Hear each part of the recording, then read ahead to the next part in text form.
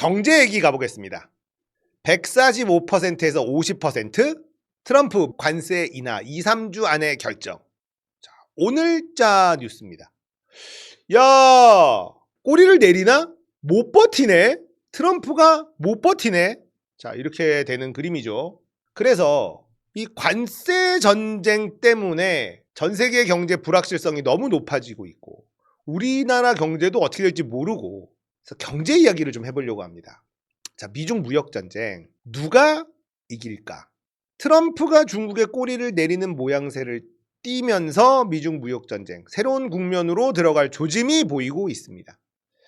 자, 결국 트럼프가 고집을 꺾을 수밖에 없었던 이유가 뭐냐? 미국 국채 금리 때문에. 중국하고 일본이 미국 국채를 엄청 갖고 있는데 중국 때리고 일본 협박하고 있단 말이에요. 근데 일본이 국채를 엄청나게 시장에 팔아버렸더니만 미국 국채 금리가 엄청나게 올라갑니다. 근데 미국 국채 금리가 올라가면 어떤 일이 벌어지냐? 기본적으로는 미국이란 국가 경제 신뢰도가 떨어졌다는 뜻인데, 이거보다 더 현실적인 압박은 뭐냐면 미국인들이 가지고 있는 빚 대부분 모기지입니다. 부동산 대출. 이 모기지 금리가요, 미국 국채 금리를 따라갑니다. 그러니까 미국 국채 금리가 올라가면 서민들의 부담이 확 늘어나는 거예요. 이걸 감당할 수가 없습니다. 그러니까 큰 틀에서는 미국 국채 금리가 올라간다라는 건 미국 경제의 신뢰가 떨어진다는 뜻이긴 하지만 실제는 그냥 바로 부동산 대출 금리가 상승해서 서민들이 나 죽는다 소리가 나는 거예요. 근데 그 금리가 너무 가파르게 올라가 버리는 거야. 일본이 미국 국채를 시장에 툭 던져버리니까. 중국도 겁나게 가지고 있어요. 중국, 일본이 동시에 미국 국채를 시장에 던져버리면 어떻게 된다? 미국 경제 박살나요. 그러니까 이렇게까지 심하게 하면 안 되는 거야. 근데 트럼프가 무식하니까 그냥 막 질렀단 말이에요. 그레이트 어게인 해가지고 마가 하면서 미국을 더 위대하게 해. 이렇게 하면 미국이 더 위대해져. 했더니 개코나 미국 망하는데? 자, 근데 미국은요, 아무리 사고를 쳐도 미국이다. 개인적인 생각입니다. 달러가 있어요. 그리고 미국이 망해? 그러면 진짜 전 세계가 망하는 겁니다. 그럼 중국은 어떨까? 미국이 먼저 꼬리를 내리네? 그러면 중국이 이겼나? 그럴 리가. 중국은요, 관세 전쟁을 벌이기 전부터 망했습니다. 중국의 경제 성장을 떠받치고 있었던 건 부동산이었는데 중국의 부동산 시장이 무너졌어요. 그리고 디플레이션에 이미 들어갔습니다. 부동산에 올인하면 어떤 일이 벌어지는지 정확하게 보여주는 사례다. 우리나라가 중국 꼬라지 날 가능성이 있습니다. 자, 부동산 거품이 꺼지면서 국민들 자산이 증발해 버렸어요. 자산이 증발하니까 소비가 감소하죠. 소비가 감소하니까 물가가 하락합니다. 이게 바로 디플레이션이에요. 인플레이션보다 더 무서운 거, 훨씬 무서운 게 디플레이션. 벗어나기가 너무 어렵습니다.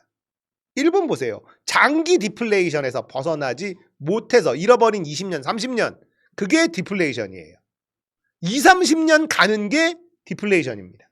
자, 중국은 부동산 붕괴로 건설업이 작살이 났습니다. 일자리가 삭제가 되죠. 소득이 폭락을 합니다. 소비가 박살이 나죠. 소비가 박살나니까 제조업까지도 박살납니다. 그러니까 물가가 하락을 하죠. 그러면 기업의 수익이 또 박살이 납니다. 그러면 또 일자리가 또 삭제됩니다. 그러면 소득이 또 폭락합니다. 소비가 또 박살납니다. 악순환의 고리에 빠져들게 되는 거예요. 이게 바로 디플레이션입니다. 빠져나갈 방법이 없다. 이럴 때 절실하게 필요한 게 뭐냐면 사회 안전망입니다. 국민들이 버틸 수 있는 사회 안전망. 그 국가에 이게 어느 정도 있으면 이 악순환의 고리에서 벗어날 수 있는 시간을 벌 수 있는데요. 중국은요, 없어요. 이 사회 안전망이. 국민들이 이 고통을 버틸 수 있는 무언가 필요합니다. 근데 중국은 그게 없어. 그러니까 요즘에 시진핑이 무너질 수 있다라는 얘기가 솔솔 나옵니다. 군부에서 지금 시진핑 말을 잘 안 듣는다라는 썰도 막 돌고요. 시진핑 이제 바뀔 수도 있다라는 얘기가 나와요. 아무리 독재 국가라고 해도 국민들이 먹고 사는 문제가 심각해지면 무너질 수밖에 없습니다. 중국이라고 예외일 수는 없다라는 거죠. 지금 중국의 일자리 문제 엄청 심각하고 물가는 계속 내려가요. 심각합니다. 근데 그게 어디서부터 시작됐냐? 바로 부동산이 폭락하면서. 자, 부동산이 폭락을 하면 자산이 증발한다. 자산이 증발한다는 것을 쉽게 설명을 해드릴게요. 자, 2억짜리 집을 내가 샀어. 근데 1억이 내 돈이고 1억이 대출이에요. 근데 이게 집값이 1억이 됐어. 대출은 그대로 있죠. 내 돈만 사라진 거예요. 빚은 갚아야 돼. 이 집을 팔면 빚을 갚고 내 돈이 빵원이 되는 거예요. 집은 없어지고 돈도 없어지는 거죠. 그러니까 자산 증발인 겁니다. 자산이 증발하면요, 소비 여력이 없어지죠. 자, 이게 바로 디플레이션으로 빠지는 고리예요. 부동산에 몰빵했을 때 자산이 증발을 한다. 문제는요, 영끌족이야. 2억짜리인데 나는 3천만 원밖에 안 넣었어. 네. 1억 7천이 대출이야. 근데 집값이 반토막이 났어요. 1억이 됐네. 다 팔아도 빚을 못 갚아요. 완전히 착살나는 거죠. 대한민국 영끌족들 많죠. 중국처럼 부동산이 폭망해버리면요, 우리나라도 중국의 길을 걸을 가능성이 있어요. 자, 그럼 우리나라 쪽을 한번 볼게요. 자산 증발이 어떻게 되는지 아주 심플하게 설명한 거고, 우리나라 심각합니다. 우리나라 가계부채가 전세금을 포함하면 3천조가 넘습니다. 세계 1위예요. 전세금은 집주인이 세입자한테 돌려줘야 될 빚이란 말이죠.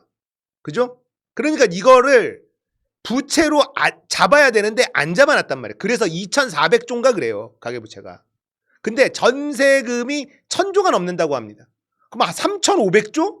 지금 현재 대한민국 가계부채가 그래요. 근데 이 가계부채 대부분이 부동산에 물려 있습니다. 부동산에. 그러니까 부동산이 폭락하잖아요. 그러면 대부분의 국민들의 자산이 증발하게 되고 빚만 남습니다. 큰일이에요, 진짜로. 중국하고 똑같은 상황이 연출될 가능성이 있어요. 심각합니다, 정말로. 자, 그러면 우리도 부동산 폭락하면서 자산 증발하고 부동산 경기가 떨어지면서 일자리 사라지고 아까 얘기한 건설업이 박살나고 일자리가 또 박살나고 소비가 폭락하고 소득이 폭락하고 제조업이 박살나면서 물가가 하락하고 기업의 수익이 또 줄어들고 그러면 또 일자리가 또 사라지는 이 악순환에 빠지는 디플레이션으로 갈 거냐? 아니, 우리나라는 더 심각한 스태그플레이션이 옵니다. 불경기 때문에 일자리가 사라지고 이런 일들이 벌어지는데 그러면 물가까지 같이 내려가는 게 디플레이션이거든요. 불경기 때문에 오는 경기의 압박. 그러면 물가가 떨어져. 그러면서 디플레이션이 오는 건데 그런 와중에 물가가 올라가는 아주 괴랄한 현상. 이걸 스태그플레이션이라고 합니다. 불경기인데 물가가 올라. 사람들이 돈을 안 쓰는데 물가가 올라. 물건이 안 팔리는데 물가가 올라. 돌아버리는 거예요. 이건 왜? 경제의 기초 체력이 무너지면서 환율이 올라가 버려요. 환율 때문에 물가가 올라가 버려요. 수입 물가 때문에. 이건 대환장 파티입니다. 백약이 무효인 게 스태그플레이션이에요. 이미 우리는 지금 현재 그 상황에 돌입해 있는 겁니다. 초입이에요. 이미 스태그플레이션이에요, 우리나라. 자, 그러면 뭐 이제 이재명 정권 바뀌고 이재명 정권이 알아서 할 일입니다. 굉장히 힘든 일인데 그걸 해내야 돼요. 이거는 우리가 할 수 있는 게 없습니다. 스태그플레이션을 우리가 풀어낼 수 있는 방법은 없어요. 그러면 우리가 이걸 뭘 해야 되느냐? 우리가 할 일에 대해서 또 얘기를 해야지. 자, 당연히 빚의 비중을 무조건 줄여야 됩니다. 그리고 현금 비중을 늘려야 돼. 뭐 기본적인 얘기죠. 근데 한국은요, 현금 비중을 늘리는 게 능사가 아닐 수 있어요. 왜냐? 원화 가치는 다른 나라의 화폐 가치보다 훨씬 더 빠르게 떨어질 가능성이 있기 때문에요. 원화는 쥐고 있으면 가치가 떨어져요. 그러면 뭘 해야 되느냐? 현금 비중을 늘려야 되는 건 맞아요, 지금. 그 늘려놓은 현금으로 환금성이 높은 안전자산에 분산 투자를 해야 된다. 지금처럼 불확실성이 높을 때 트럼프가 대통령이고 아직 우크라이나 러시아 전쟁이 끝나지도 않았고 우리나라 내란이 종식되지도 않았고 이런 상황에서 목돈, 내가 좀 돈이 있다고 해서 이거를 그래? 그러면 환금성이 높은 안전자산에 넣어놔야겠다. 한 방에 몰빵으로 팍 넣어놓는 거. 요건 또 금물입니다. 저는 월 단위로 적립식 투자를 강력하게 추천합니다. 자, 이제 제 개인적으로 지금 제가 하고 있는 거에 대해서 말씀을 드릴게요. 저는 투자 전문가는 아니에요. 그리고 재테크나 이런 거 원래 관심이 없었던 사람입니다. 이명박 정권 때 자원외교 주식에 투자했다가 상장 폐지 당한 이후에 MB한테 한 대 뒤통수 제대로 후드려 맞고 주식 투자를 쳐다도 안 본 게 저예요. 오로지 노동소득으로만 먹고 살았던 게 저였는데 시사건건이란 유튜브 채널을 하면서 이런저런 거를 들여다보고 공부도 하다 보니까 노동소득으로만 사는 건 진짜 바보다. 이런 생각이 들었고 어떻게 할까를 고민하고 지금 실천하고 있습니다. 그 전에 박근혜 탄핵되고 문재인 정부가 들어설 때쯤에 제가 뭐라 그랬냐면 주식 투자를 잘 모른다면 나 같으면 코스피 연동 ETF, 연동형 상품에 파생 상품에 적립식 펀드를 들겠다. 이렇게 얘기를 했어요. 그때 당시 만약에 그걸 내가 했었다면 꽤나 짭짤한 수익률을 거뒀겠죠. 왜냐? 코스피가 3,000, 3,500까지 갔었잖아요. 근데 저는 안 했어. 말만 했어. 근데 내가 그걸 봤네? 아, 나 이거 다음번에 이런 기회가 온다면 그때는 꼭 행동으로 옮겨야지 했습니다. 그래서 저는 지금 국장에 투자하고 있습니다. 코스피 지수 연동 ETF 상품이 있어요. 검색해보면 모든 증권사에 다 있습니다. 매월 적립식으로 일정 금액을 투자하고 있어요. 현재 5개월째 투자를 했고 이달 말에 또 집어넣을 건데요. 저축하듯이 수익률은 마이너스 1.09%입니다. 손해를 좀 봤죠. 근데 상관이 없어요. 매달 계속 넣을 거니까. 떨어지면 오히려 좋아 하면서 계속 넣을 거예요. 평균가가 잡히잖아요. 계속.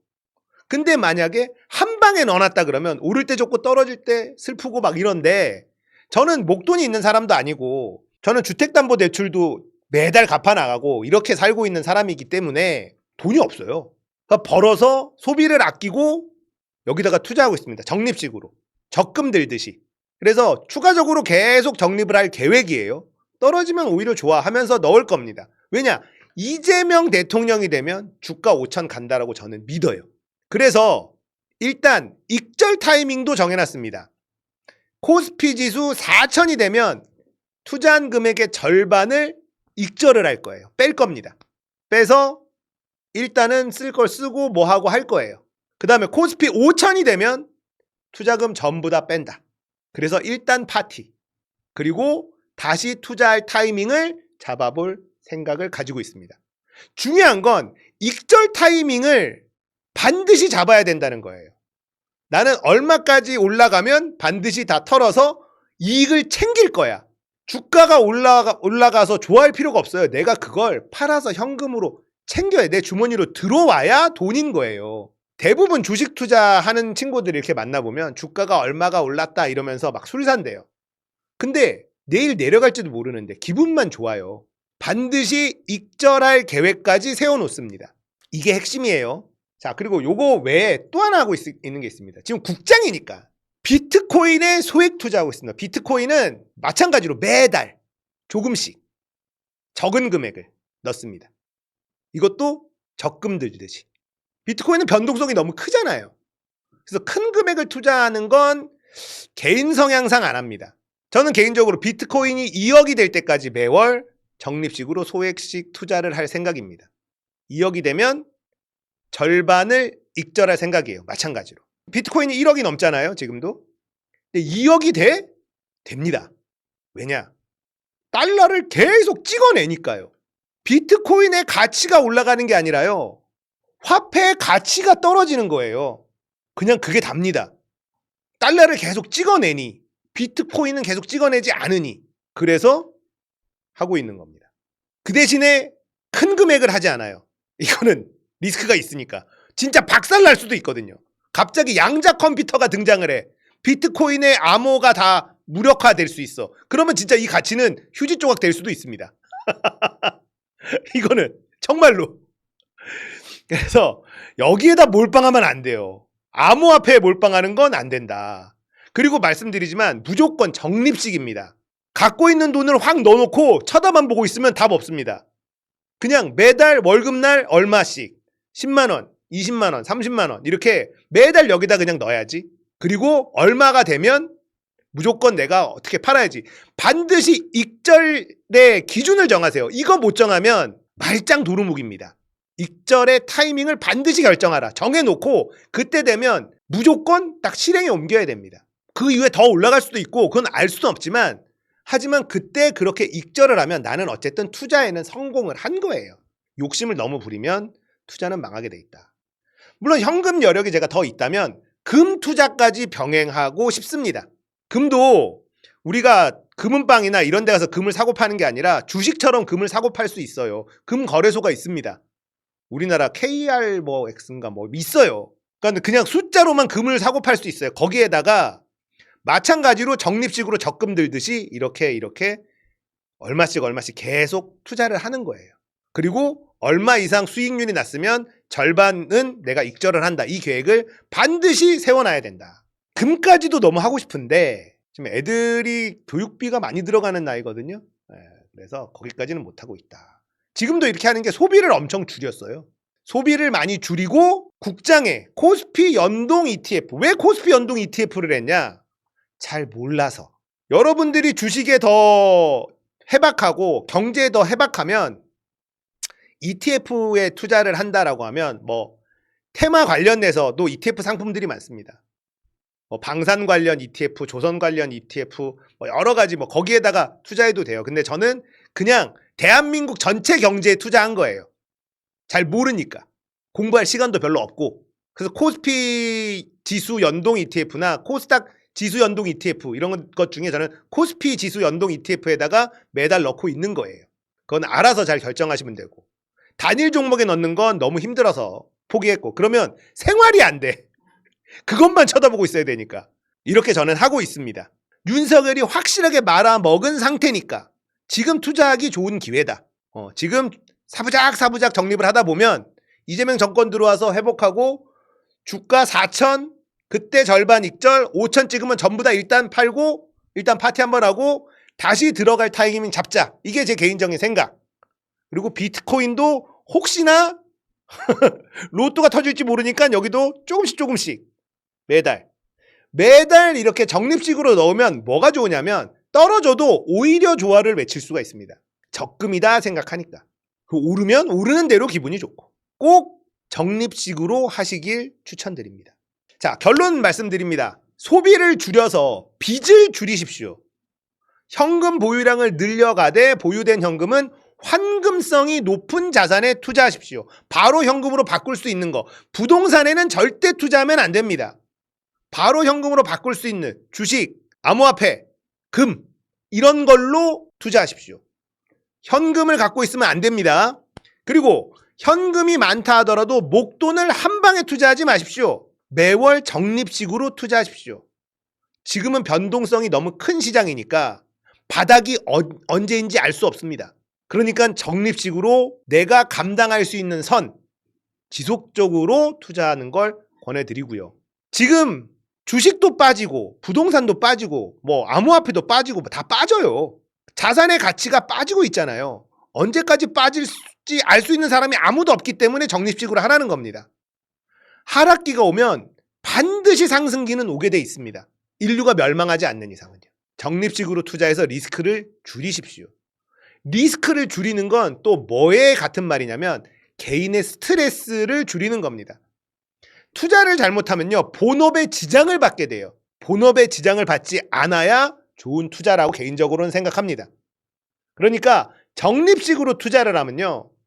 계속 쳐다보고 있지 않아도 됩니다. 떨어지면 떨어진 대로 오르면 오른 대로 상관없기 때문에. 그러니까 반드시 적립식, 적금 붙듯이 투자하는 거를 권해드립니다. 본업이 있는 분들. 그리고 제일 중요한 거, 목표를 정해놓고 반드시 익절 타이밍을 잡으십시오. 이거 없으면 아무 소용없어요. 그래서 익절 타이밍을 잡아서 이걸로 수익을 낸 금액으로 무엇을 사거나 해야 됩니다. 그 돈을 써야 됩니다. 그거를 도로 내가 다시 투자를 하겠다. 이러면 안 돼. 예. 무슨 말인지 아시겠죠? 내가 1,000만 원을 투자해서 20% 수익을 냈어. 200만 원이 생겼어. 200만 원을 벌었다? 그러면 딴 거에서 뭐 적금 다른 상품 들어서 5% 수익일 거를 15%를 더 수익을 받잖아요. 그러면 그 돈만큼, 최소 그 돈만큼은 뭘 사십시오. 꼭 아니면 여행을 가거나 무언가를 해서 소비를 하십시오. 그 다음에 다시 투자를 시작하는 겁니다. 제가 하는 건 손절 타이밍이 없어요. 적립식이기 때문에. 지금은 손절 타이밍이 없습니다. 계속 넣을 거거든. 지금 손절 타이밍을 잡는 건 몰빵한다는 뜻이거든요. 몰빵이 아니라 그래서 적립식으로 하라는 거예요. 내려가면 내려가는 대로 계속 평단가가 낮게 잡혀. 올랐을 때 그만큼 수익률이 좋겠죠. 중요합니다. 지금은 손절가를 잡을 필요는 없어요. 적금식으로 넣는 걸 추천드리는 이유가 그겁니다. 손절가는 없어. 익절 타이밍만 있는 겁니다. 장기 투자하세요. 자, 트럼프가 대통령이 되고 나서 전 세계 경제가 골 때려진다. 중국이 경제가 완전히 망가졌다. 우리나라 경제도 중국 따라갈 가능성이 있다. 하지만 다행스럽게도 이재명 대통령이 대기하고 있고 중국처럼 망해가지는 않을 것이다. 자, 그러면 우리는 무엇을 해야 되냐? 어떤 식으로 경제 활동을 해야 되는가 이야기까지 오늘 드려봤습니다. 도움이 됐으면 좋겠어요. 정답은 아닙니다. 제가 이렇게 하고 있다라는 겁니다.